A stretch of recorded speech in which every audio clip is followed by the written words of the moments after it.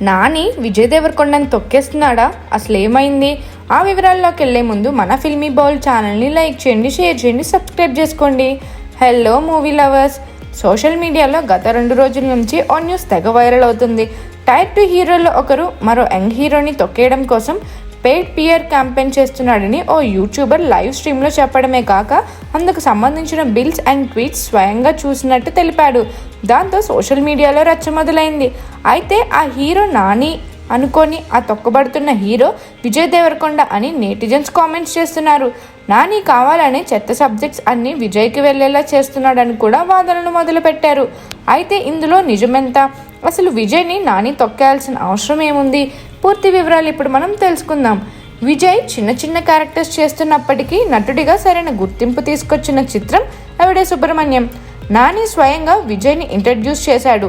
Arjun Reddy ట్రైలర్ను launch చేసింది కూడా నానియే. ముద్దు పెట్టి మరీ తన ప్రేమను గౌరవాన్ని చాటుకున్నాడు విజయ్. ఆ తర్వాత విజయ్ సినిమా ఏది హిట్ అయినా ఫస్ట్ ట్వీట్ నానినే చేసేవాడు. అలాంటి నానికి పనిగట్టుకుని విజయ్ మీద నెగిటివ్ పిఆర్ చేయాల్సిన అవసరం ఏముంటుంది?